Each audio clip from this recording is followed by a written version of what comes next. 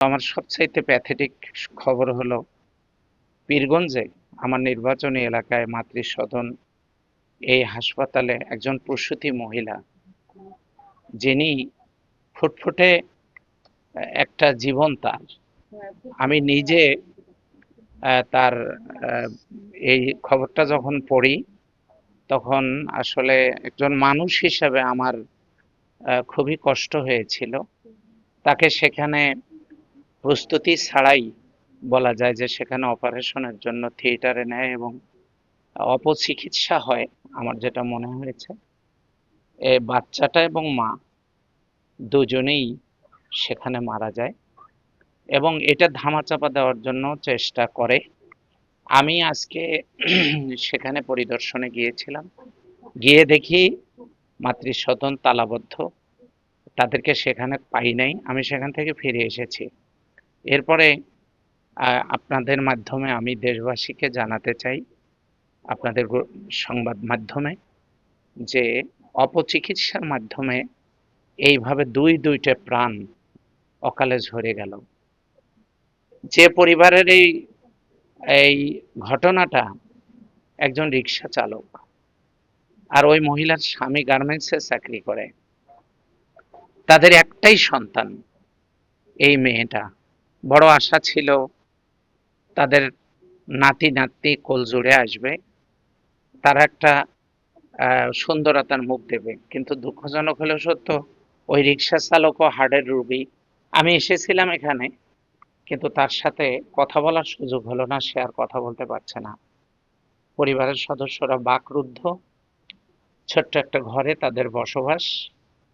আজকে সেই বাড়িতে নিষ্প্রাণ এই তার পিতা, মানে নিষ্প্রাণ অবস্থার মতো পড়ে আছে। মেয়েটার সেই পরা বোরখা এবং তার সেই ছোট্ট ঘরটি পড়ে আছে নির্জীব অবস্থায়, যেখানে কোনো জনমানব নেই। এই দৃশ্যগুলো দেখার পরে আমার মনে হয়েছে শুধু আমার পীরগঞ্জের এই মাতৃসদন না, সারা বাংলাদেশে যে যে জায়গায় চিকিৎসার মাধ্যমে যত প্রাণহানি ঘটছে, এগুলোর ব্যাপারে সংশ্লিষ্ট মন্ত্রণালয়, স্বাস্থ্য মন্ত্রণালয়, প্রশাসন, আইন শৃঙ্খলা রক্ষাকারী ব্যবস্থার বাহিনীর যথাযথ ব্যবস্থা হওয়া দরকার। আর যাতে কোনো মায়ের কোল খালি হয়ে না যায়, এবং মানুষ যেন আর চোখের পানি দিয়ে বুক না ভাসায়। আপনাদের মাধ্যমে দেশবাসীর কাছে আমি এই অপচিকিৎসা এই বন্ধের জন্য আপনাদের মিডিয়া, আপনাদের সংবাদ মাধ্যম যাতে ভূমিকা রাখে। আপনারা যারা জাতির বিবেক সাংবাদিক আছেন, আপনারা সকলে মিলে এই সকল শক্তি, অপতৎপরতা এবং এই সকল মানবরূপী রাক্ষসদের ব্যাপারে ভূমিকা রাখবেন। তাদেরকে সান্ত্বনা দেওয়ার ভাষা আমার নেই, আমি ভাষা হারিয়ে ফেলেছি। আল্লাহ যেন তাদেরকে সাবরুন জামিল দান করেন, ধৈর্য দান করেন।